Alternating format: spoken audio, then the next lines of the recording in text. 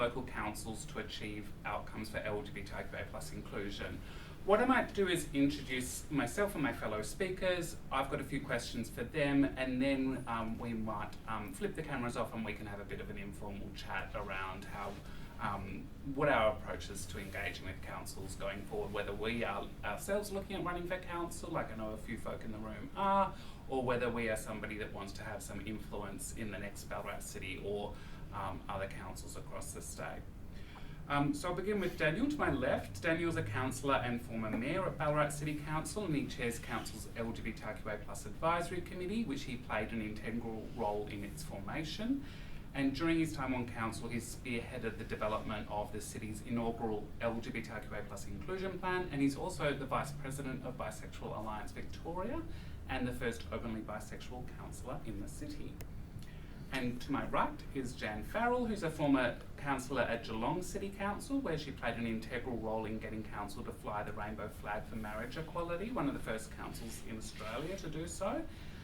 She was described by The Age as marriage equality's secret weapon, and has successfully campaigned for councils across the nation and the Australian Local Government Association to pass motions in support of marriage equality, and now leads the Rainbow Local Government campaign. And I myself, Sean, yay, of course. I am a scholar and activist, and I co-lead the Rainbow Local Government campaign with Jan. We have successfully campaigned for every Victorian local council to fly the rainbow flag on the International Day Against Homophobia, Biphobia, Intersex Discrimination and Transphobia. We've supported over 20 Victorian councils to establish LGBTIQA+ advisory committees and action plans, and helped to coordinate the largest ever local government contingent at Midsummer Pride March. So, to begin with, I might ask my fellow speakers, perhaps I'll go to Daniel first and then to Jan. Why does local government matter? It's the key and most accessible form of government, and you see people rock up to the council chambers all the time and they'll ask questions about buses and marriage equality and hospitals, and you think, we don't actually look after any of those things. And then eventually they'll get onto the course up of potholes and all that as well too. But local government is actually where you can actually have those direct interactions and ask questions directly of elected officials, of councillors. And I reckon it's also, local government is where you can actually have some really meaningful, tangible and visible change at a local level. If you can get your local council to enact an inclusion policy, then you can see the benefits of it really quickly. We went from a few years ago having big debates about whether a rainbow flag would get raised, to now that's just so bourgeois. It's a case of let's now do at least 50 events in Pride Month. So it's come a long way, and they're things that people can visibly see as different in a local area over just a few years. So I think that's why it matters, the local matters. Jan? I think that it should be acknowledged that there's 79 councils across Victoria, and each of those councils has a very different cohort of residents and ratepayers. I think it's also important to acknowledge that councils deliver well over 100 services, even the tiny ones. So they touch our lives in so many places. You know, you can go down the road of roads, rates and rubbish, or as the guide that Sean wrote, roads, rates, rubbish and rainbows. And that continuum is from the, you know, there's no gays in my village, all the way to embracing all kinds of events and policies and advocacy points for the LGBTIQA community. And as Daniel said, council meets in a room, it's very accessible. Most of the councils, most of the time, allow people to come in to either watch, laugh, yell, clap, criticise, ask questions. So there is that connection. And even you'll be really excited to hear, those of you that are standing for council, you'll see people in your local gym or your swimming pool or your shopping centre. So there is that accessibility that I think is really important. And so the conversations don't have to be daunting like they would be going to a parliamentary inquiry or a parliamentary committee. You can have a one-on-one conversation with your councillors, and let's not forget the officers. The officers that work in councils are just as important to this work. Sometimes you can get through a councillor, sometimes that's a little bit difficult, and you go through the officer route, and they both hold power. And what we've talked about some like the positive change that can make through local government, but what are some of the challenges facing LGBTIQA plus inclusion in local government? I know you well How long know have this. you got? Yeah. Being serious, there is with 79 councils and different communities, there are about 600 councillors, and they all come from different walks of life, have different experience, have different knowledge, have their own baggage or joy, whichever part of that continuum they're on. For me, sometimes it's the officers within councils provide pushback, and we've had evidence of that in council. I think there's the terror with some of the old white blokes that there will be pushback within their community, and often there isn't. They just think there is.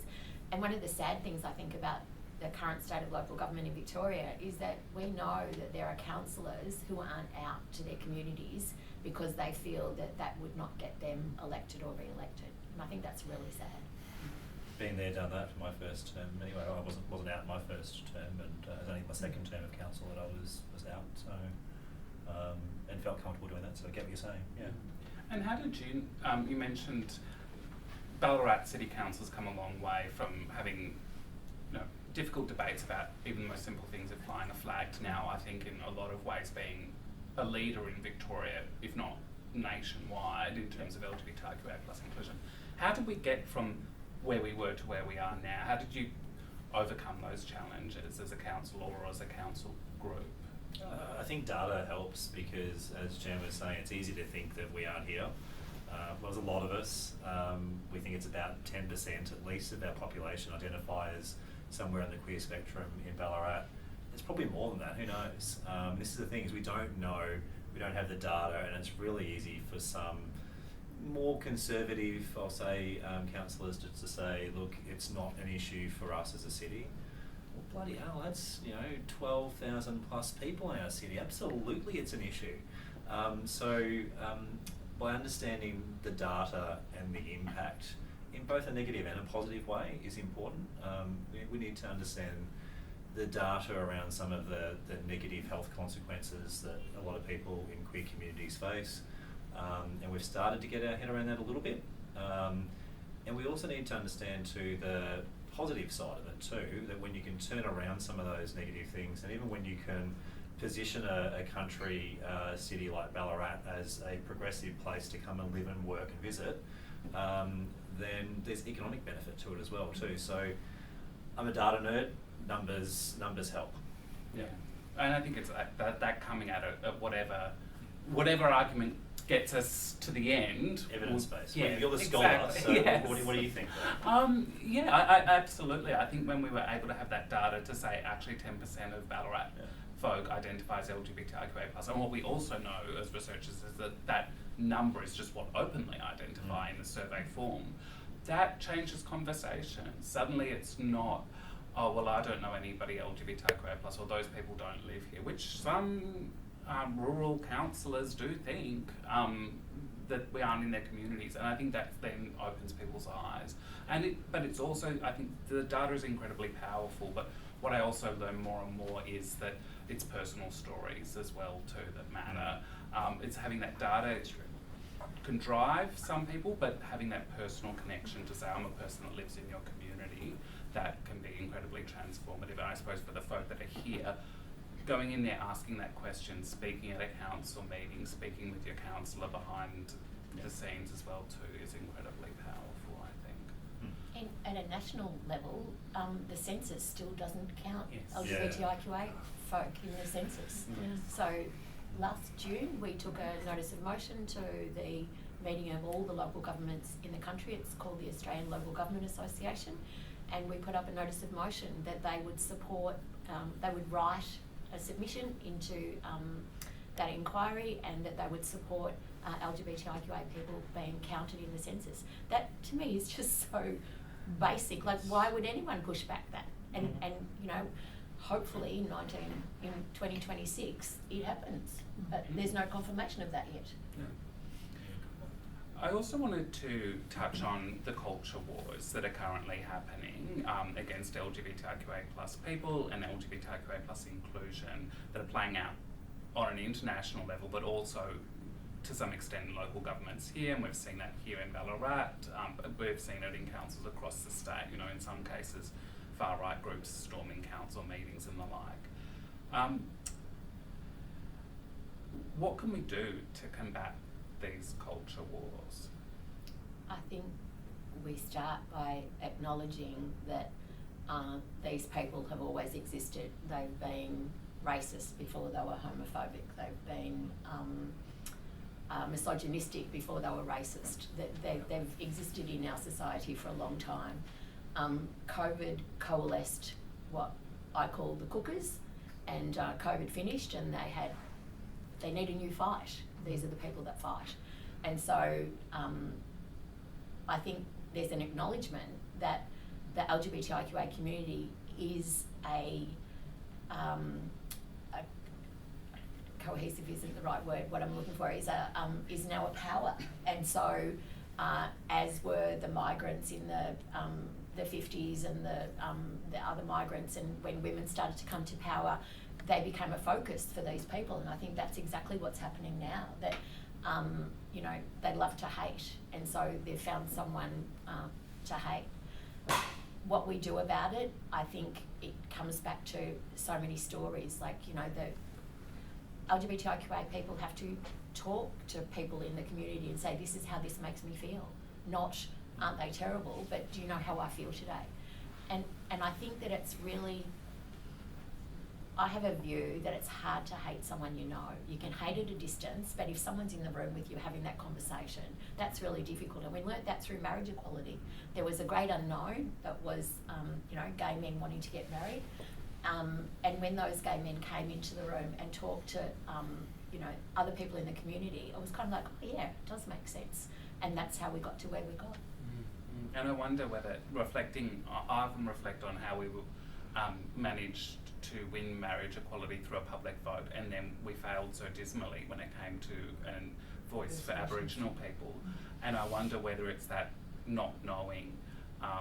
People, I think the No campaign really ran an effective message of, if you don't know, vote no. But where did the obligation to actually inform yourself come into it at all? It was almost like we should just accept not knowing. But I think in marriage equality we said, well, we're not going to accept that people don't know who we are. We're going to take that bravery to come out and engage with our families and talk about our personal experiences, and that's how that's part of, I think, what contributed to the win. I don't know. But I'd also go back to the marriage equality campaign, and it was a very clever campaign. It was coordinated and smart, and you know, at ground level and at high level. You know, there were people pitching at parliamentarians, there were people pitching at the bloke next door. In the yes vote, I'll go on record and say that the yes campaign is the worst campaign I've ever seen, by far. And if those people ever wanted to run a campaign for you, don't go near them. It was a terrible campaign. Despite being a very important and absolutely. Yeah. So yeah, I think perhaps a reflection on the importance of campaigning and visibility and connecting with community as well too. Daniel, did you want to pick up on any of that in terms of, because it's not just LGBTIQA+, there's a whole variety of culture war issues, debates around, you know, January 26th, flying flags, et cetera, et cetera, et cetera. How do you deal with that? To some degree, the extremists are a bit more straightforward to manage, I suppose, or be aware of, because you know where they are. Yeah, they're not quiet. They stick out like a sore toe, and you can see them a million miles away. And the police are really well equipped to deal with them, and they give some good advice to councils and others about how to address them. So you do need to recognise they're there. You've got to have safe spaces in place and some proper protocols to make sure that there's safety around our vulnerable communities. But you do see them, and they're pretty vocal. And I think we've also got to remind ourselves that while there's always been shit people in the world, that the vast majority of the population are good people who care and who have a heart and a soul, and they're the ones who've also got to try to focus on more than anything else. Most people, I think, are good people who sometimes might make bad decisions, but they're good people. The tricky thing is sometimes dealing with just the general ignorance, I suppose, and the ignorance can sometimes migrate into that extremism. So, again, being the data nerd, to me, the visibility, I agree with what you're saying before, Sean, the visibility is important, and really helping to sort of paint a picture of the numbers and why things are important to change. Laying out to people very clearly, in a crude way, what the benefits are of supporting this particular measure is really, really important. Yeah. Speaking of that, I'm curious on what your reflections are in terms of how does lobbying local government differ from lobbying state and federal government? It's, where do you start? I think that sometimes even state and federal politicians get this wrong, because the reality of the party structure is that you play the party line when you are a state or a federal MP, and you affect change through various party mechanisms and more formal lobbying. It's not so straightforward when it comes to councils, because you aren't there in a government or an opposition. You are there in a different capacity, really. So, I became mayor of Ballarat as one of 2 Labor people out of 9. So you only get there ultimately with the support of a whole weird sort of alliance of others, and by working together even across the floor, so to speak. So it is not so straightforward as to play a party political line sometimes in most councils. Now, I know there are some councils out there that are all one colour or another, but most of them are fairly mixed, and you do need to really be sort of cognizant of the local dynamic more than anything else. So, understanding, I guess, the local dynamic and playing to those issues and being cognizant that that's the way to do it, as opposed to sort of the more formal party structure at the state and federal level. Because I suppose often when we're lobbying state or federal governments, you go, okay, well, I've secured that party, so I know I've got 10 votes. In councils, it's a little bit different, because I think... It can change on the night. Exactly. So it's not enough to say, oh, well, I've spoken to this person that's a Labor councillor, and that means the Labor councillors are going to back him in, because they might hate his guts. Or there might be something that you don't know that's going behind the scenes. So is it really like a question of if you're trying to get something through, you really kind of need to not just speak to 1 or 2 councillors. You've kind of got to work that, or have that councillor that's got the good relationships with other people that can bring them across. I think you'd answered the question. Yeah, or okay. anyway, Sean. Yeah, Yeah, absolutely. So, councils are usually made up of 7, 9, or 11. I think might be a couple of smaller ones out there. There's a couple of ones with 5. But for the most part, they're 9 or 11 councillors, which means you need 5 or 6 people as a minimum to come on board with what you want to effect as change. Again, there's plenty of times that when I was mayor of Ballarat that I could have got something across the line with 5 votes as the bare minimum, but I would want to work a bit harder. And the LGBTIQA+ advisory committee for us was one of them, where I had 6 votes straight up. It was no big deal, but I wanted all 9. And I delayed it for an extra month just to get that 9, to get the whole lot of them, and to spend time with people who didn't agree with me, to bring them along the journey. And you can do that at councils, most councils.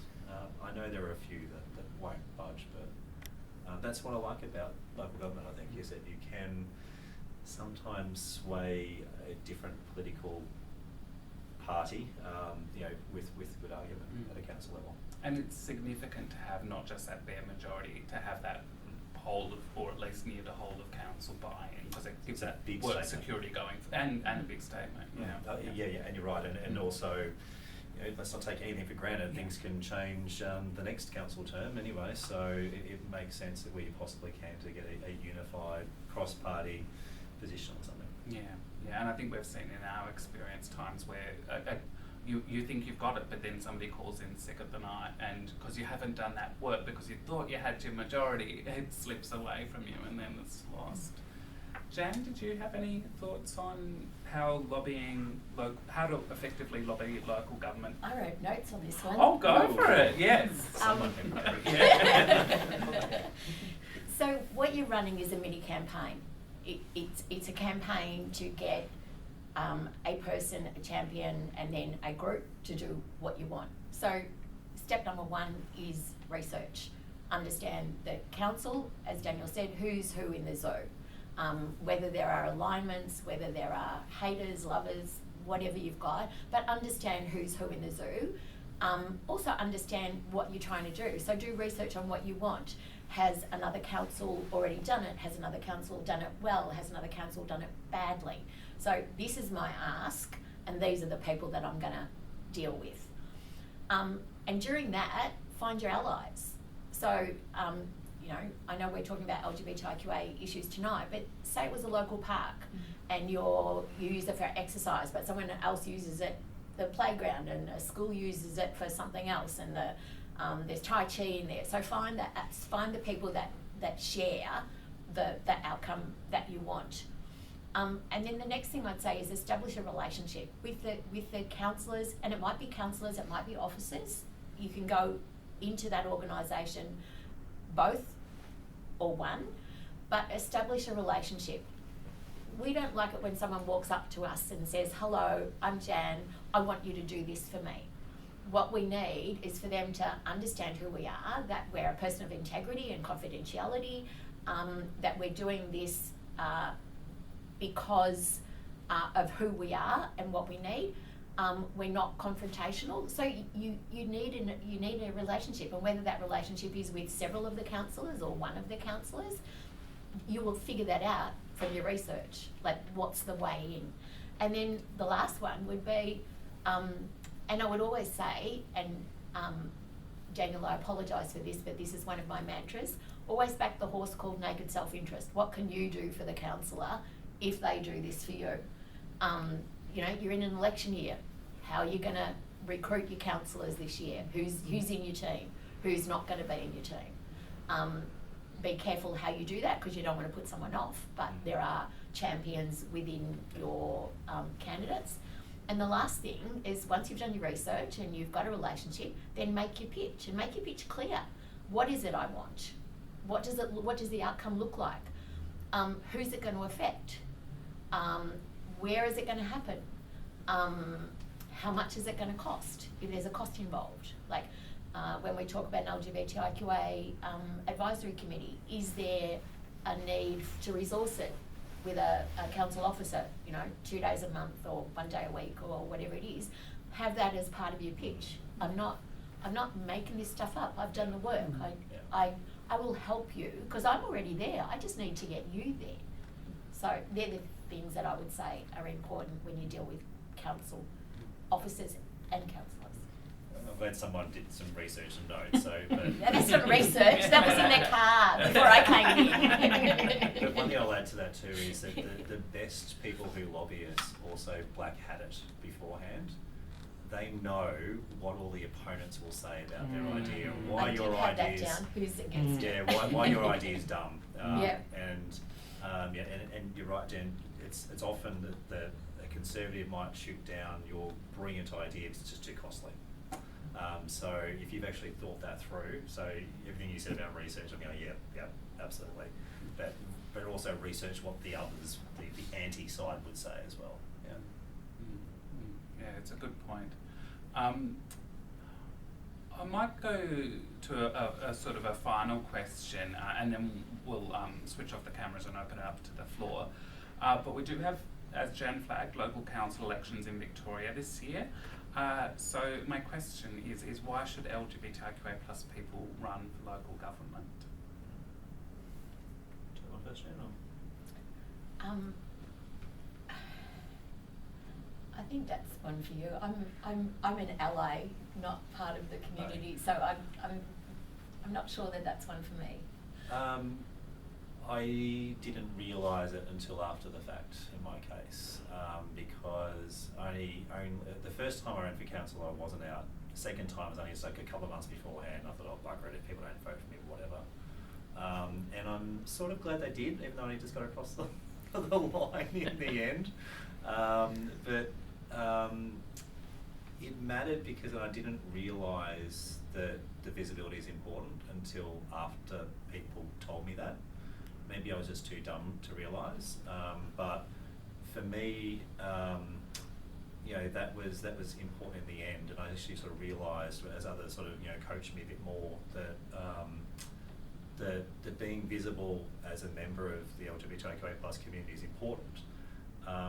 You know, we can't on one hand talk about how there's 10% of us in Ballarat and none of us are on council.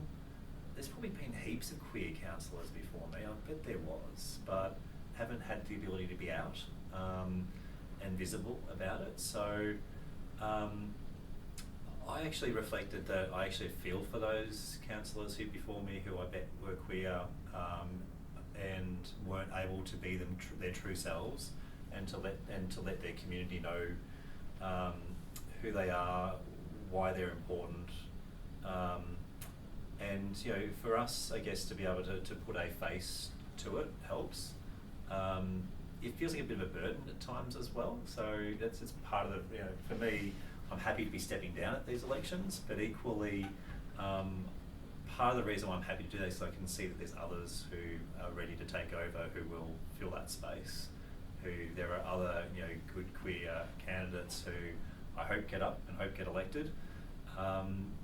Just as I hope that there are good First Nations people and yeah, good people of different ages and abilities, because we need a diversity of views and a diversity of representations. I'm not here as a councillor to talk just about queer issues. So if there is you know, I worry sometimes about single issue candidates who just think that they're going to perhaps, you know, talk just about queer issues, because you know that might be for a couple of elements of the debate, but there's going to be so much more you need to talk about over the space of 4 years. So we are all very complicated people. We've all got views across a whole range of planning and social inclusion issues, and that different perspective that we all bring is important. So having a perspective of a queer person, even if I am, is still you know, important. But I hope that there are, you know, an even more diverse bunch that get up next time round. Yeah. I think everyone should stand for council. We need more women, we need more young people, we need more environmentalists, we need more queers, we need more people from cold communities, we need more First Nations people.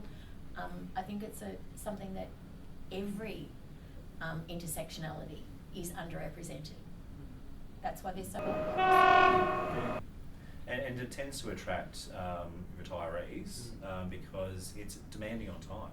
Yeah. And I'm not just being demeaning to retirees. The reality is that if you're a younger person or early in your career, it's hard to do. And people who have children, it's even harder again. But it can be done. And I'm hoping that people can see that you can have kids, you can be of all different ages.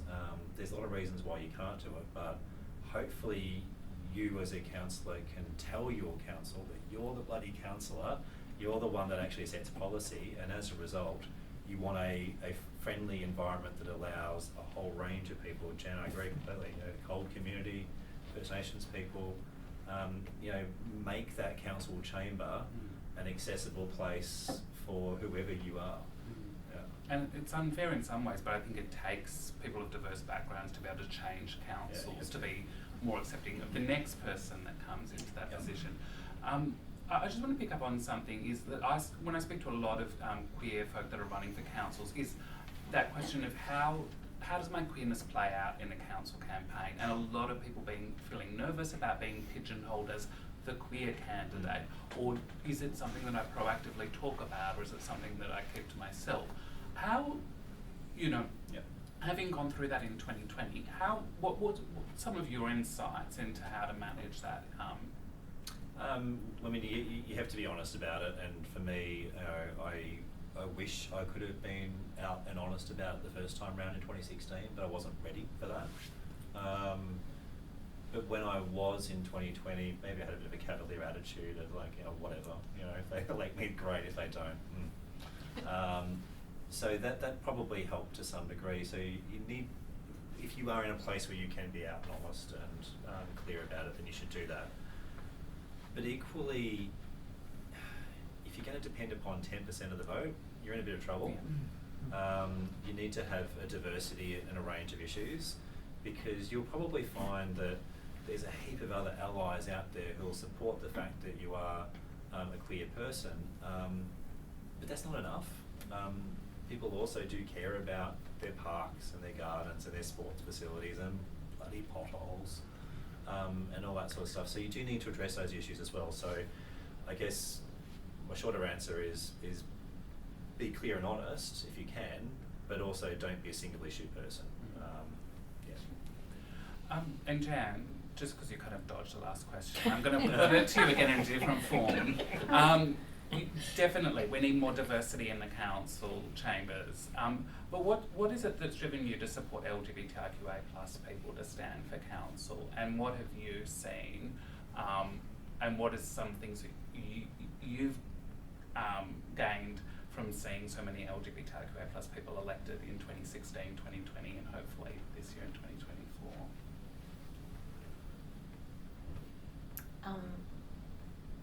I'm a strong believer in that phrase, nothing about me without me, and so my support of candidates for local government is quite broad.